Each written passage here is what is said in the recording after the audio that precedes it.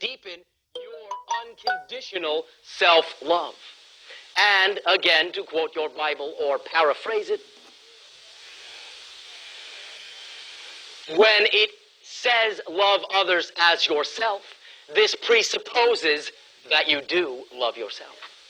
The white light of all that is, the energy imbuing the white light of all that is unconditional love itself.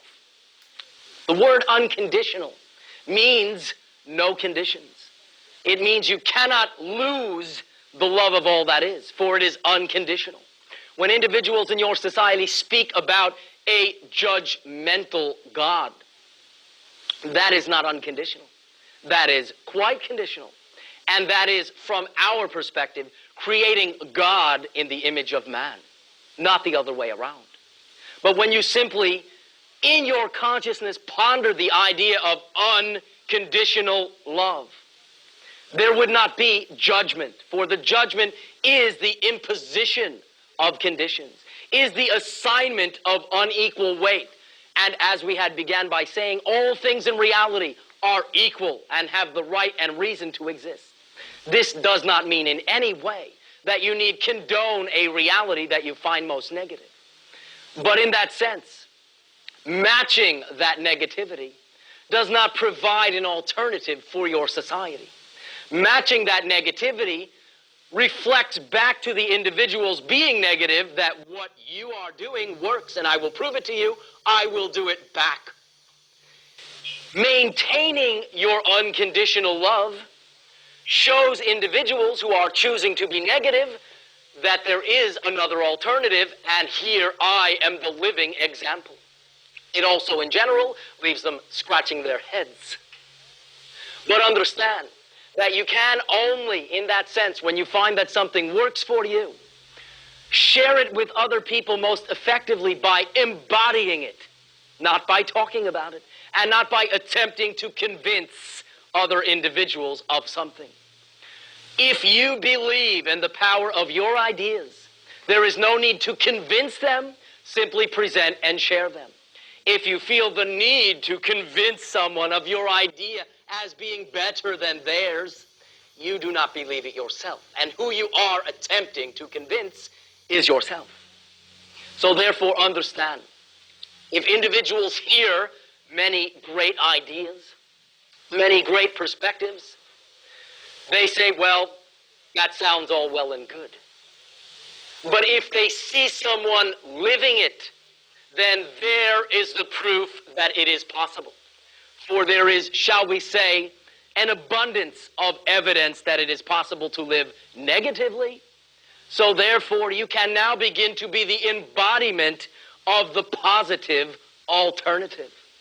And that in and of itself is, by definition, not condoning the negativity. Matching the negativity is condoning it on some level. Refusing to participate in providing the alternative is not condoning it. One example is what you call war. Many individuals wish there to be no war upon your planet, for they hate war. But that is becoming the vibration of war, the vibration of hate. Simply, you can love peace. And that, from our perspective, is how to achieve peace. Not by hating war, but by loving peace. By embodying peace. By being the peaceful alternative. Therefore, you do have the power to make great changes upon the face of your planet at this time. But not by matching the status quo and utilizing your slang liberally, getting down in the dirt with them. No. But by showing them that you maintain your integrity. You do not insist that they change. You are fulfilled in following your own path and being of service to yourself and others, unconditionally loving yourself and others. It's up to you. We do not insist that any of this be taken by you. It's up to you. But it is one option. And again, as I have said, I cannot prove it. Are you willing to embody what we are speaking of? I guarantee you 100%, a guarantee your planet likes, that you will get the effect. 100%. Therefore, it's up to you. Allow us, before proceeding to the interaction, to thank you all for your willingness to literally act as ambassadors for your planet. For you are doing nothing less than that. And you are allowing me and the other individuals on this end of the communication as well to act as ambassadors of our society. We understand that we can only perceive a reality that we are the vibration of. And therefore, because we are unconditionally loving in our intention, we can only perceive a reality that is unconditionally loving. Therefore, should you as a society be willing to consider loving yourselves and each other unconditionally, this is the only way that we can interact with you face to face. Now again, it is not important that you do so, and we do not insist in any way that you do. But simply what we are saying is that you open up the doors to many possibilities by your willingness to begin to function as a global unit, as a unity in diversity, as an association of the planet Earth. It's up to you. But either way, it is our joy and pleasure and ecstatic privilege to interact with you on this limited basis at this time. For it allows us to, shall we say, feel you out, shall we say, allows you to feel us out, and get some sense of how we live, and because you also can only experience a reality that you are the vibration of, the mere fact that we can have this communication cues you into the fact that you contain what we are speaking of. You can only perceive something if you first contain it. Therefore, if you did not contain what I am sharing, you would see the channel's mouth moving, but hear no words coming out. Therefore, take for granted, if the volume on your television set is up, that if you hear us, you contain what we are saying as an option. And again, it is no better than any other option. But if you say you wish to create the life that you prefer, then we are, in that sense, sharing with you one way to do it. And allow us to also say, if there were only one way, there would only be one person. And obviously, in the billions of individuals upon your planet, this allows you to see that each person is a way, is a truth, is a universe unto themselves. But you have graced each other with the agreement to co-create a seemingly common reality. Therefore, you can enjoy the fortes, strengths, and interests of those around you, should you choose to do so.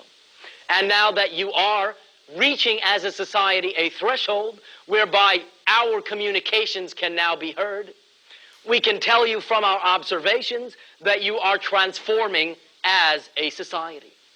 What you sometimes call Armageddon is simply a negative interpretation of a complete transformation upon your planet. Transformation there is right now. Transformation there will be.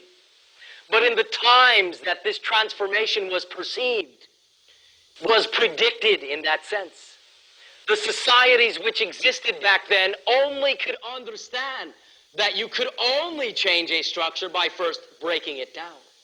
Therefore, the nature and the tone and the flavor of these predictions is negative. But from our perspective, you no longer need to buy into this. And you are already within your transformational age. And have been very strongly within particularly the last few months. Therefore, because that many more individuals are beginning to empower themselves, there is a momentum that is increasing within your mass consciousness. For as you each and every individual have a consciousness, there is also a mass consciousness which represents all consciousness at the same time. Therefore, there are momentums, eddies, and flows within this mass consciousness itself. And there has reached a threshold of enough individuals self-empowering themselves to have a dramatic effect and enhancement upon that within the mass consciousness. Because you are all connected to this mass consciousness, you can, in a sense, ride on its coattails. And what this means is that it will be that much simpler for you, particularly within the next few months of your time, to transform in a positive way. If you choose to, it's up to you. We once again extend our unconditional love and appreciation for your willingness to co-create this interaction with us this evening of your time. In general, these interactions will proceed from this point to what we call the sharing. In this particular segment, we interface and interact with individuals that are present in this interaction. Though many times individuals in your society will ask questions, we also, in that sense, request statements, for this is an equal sharing. And though we have many things to offer, you also have many things to offer us as well. Therefore, do not be shy, and allow yourselves to interact with us on an equal level. For that is always, no matter how you choose to view it, how we will view it. No matter what you believe about yourselves, we believe in you utterly. And we revel in learning that much more about creation.